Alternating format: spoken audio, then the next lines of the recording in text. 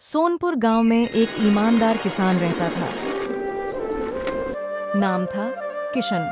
वह अपनी पत्नी राधा और छोटी बेटी गुड्डी के साथ रहता था। उनके पास सिर्फ 1 एकड़ जमीन थी, जहां से मुश्किल से 2 वक्त की रोटी बनती थी। आज फिर हांडी में सिर्फ मुट्ठी भर चावल बचे हैं। सुबह से आप खेत में खटते हैं और बदले में हमें क्या मिलता है? ठाकुर का ताना और ये रूखी सूखी रोटी।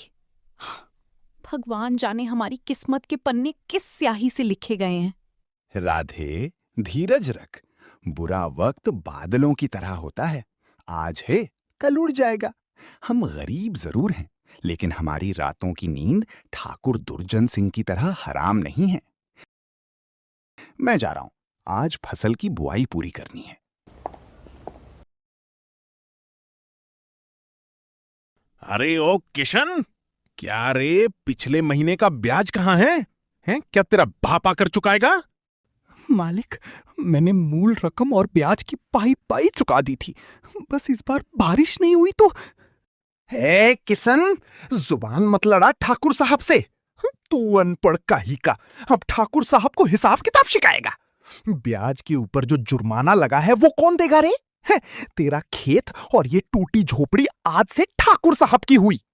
कल सूरज ढलने से पहले मेरे पैसे हवेली पर पहुंच जाने चाहिए, वरना तेरी ये घर और तेरी पत्नी के बचे खुचे चांदी के कंगन सब उठवा लूंगा। चल रे रंगा।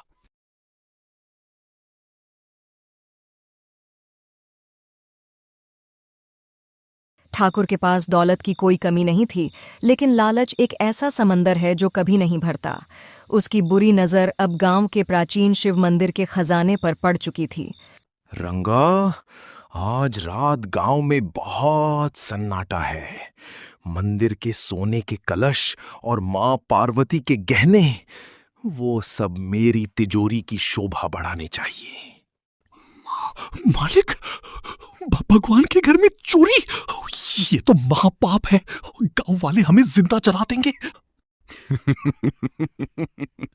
अरे मूर्ख, चोरी हम करेंगे और इल्जाम लगेगा उस भिखारी किशन पर।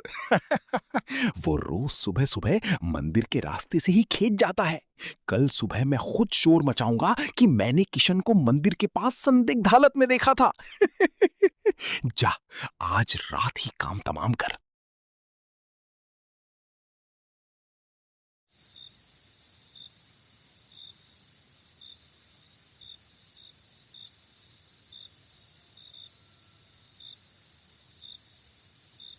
सूरज की पहली किरण के साथ ही गांव में हाहाकार मच गया। भगवान का घर लुट चुका था और ठाकुर ने अफवाह फैला दी कि ये चोरी किशन ने की है। और फिर क्या, जैसा उसने सोचा, पूरी भीड़ का गुस्सा बेगुनाह किशन पर टूट पड़ी। जो लोग कल तक जिस किशन को भला और नेक इंसान मानते थे, वही लोग आज उसे चोर समझ रहे थे। किशन, हमें तुझसे ये उम्मीद नहीं थी। हम तुम्हें ईमानदार और सच्चा इंसान समझते थे, और अगर तुझे पैसों की तंगी थी तो मांग लेता। मंदिर में से सोने का कलश और मां पार्वती के गहने क्यों चुराए? पंचो, मैं अपने परिवार की कसम खाता हूं, मैंने कोई चोरी नहीं की। कल रात तो मैं अपने घर से बाहर ही नहीं निकला था।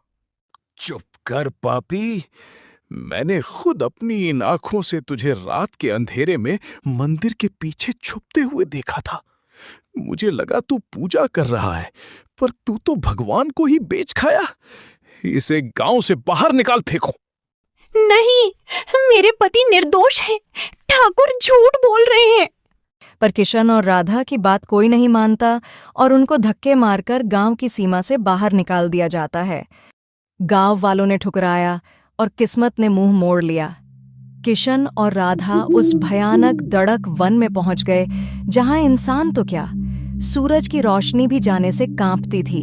लेकिन कहते हैं ना, जब सारे दरवाजे बंद हो जाते हैं तो भगवान कोई नई खिड़की जरूर खोलता है।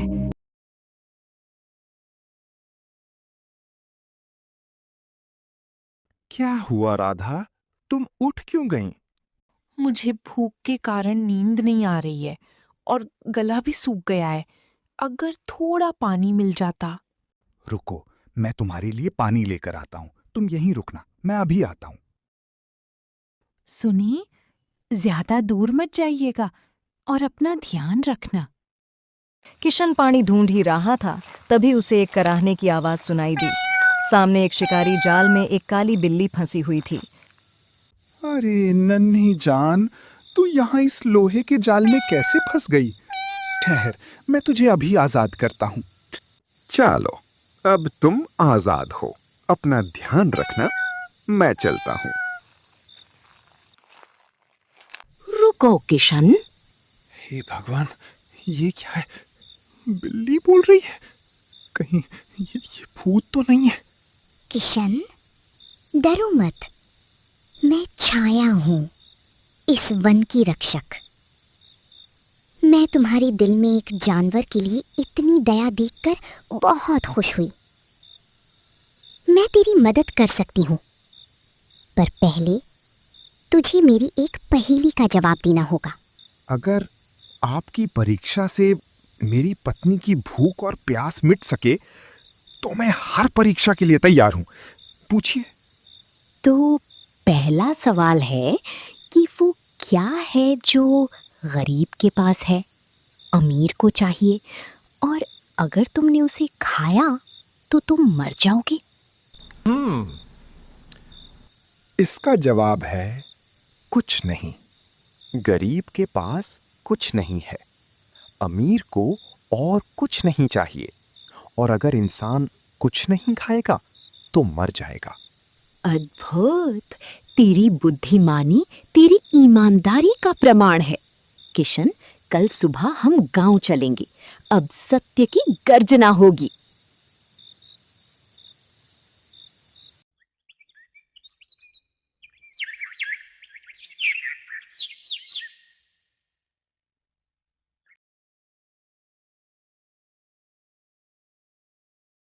अरे ओ भिखारी, तेरी हिम्मत कैसे हुई इस गांव में पैर रखने की? रंगा, उठा लाठी और इसकी हड्डियां तोड़ दे। लगता है इसे पत्थर कम पड़े थे। और ये काली बिल्ली, क्या अब तू जादू टोना सीख कर आया है? ठहर जा अधर्मी रंगा, और तू लालची दुर्जन सिंह, अपनी मौत को आवाज मत दे। ये क्या? ये बिल्ली कैसे बोल रही है? गांव वालों, तुम्हें मंदिर का सोने का कलश और मां पार्वती के गहने ठाकुर की तिजोरी में मिलेंगे, जहां ठाकुर ने उसे छिपाया है। और अगर सबूत चाहिए तो रंगा के दाहिने हाथ को देखो। हाथ चोरी करते समय मूर्ति के त्रिशूल से उसे चोट लगी थी। ये बिल्ली झूठ बोल रही है। ये सब इस चोर किशन की चाल है मुझे फंसाने के लिए। रंगा, इस चोर को धक्के मार के गांव से बाहर निकाल दे। रुको रंगा, और तुम ठाकुर किशन को अपनी बेगुनाही साबित करने का एक मौका तो मिलना ही चाहिए। बोला और राजू, तुम दोनों ठाकुर की हवेली जाओ और देखो कि जो इस बिल्ली ने कहा वो सच है या झूठ, और जो भी दोषी पाया जाएगा उसे पुलिस के हवाले किया जाएगा। ये सुनकर ठाकुर और रंगा डर के मारे कांपने लगे, और पुलिस का नाम सुनते ही रंगा डर के मारे पंचायत के सामने अपना गुनाह कबूल कर लेता है। मुझे माफ कर दो गांव वालों, ये सब ठाकुर साहब की चाल थी।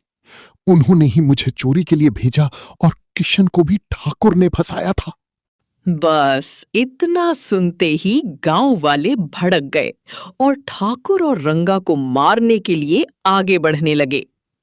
रुक जाओ सब, मुझे तो पहले से ही ठाकुर पर शक था। इसे पुलिस के हवाले कर दो।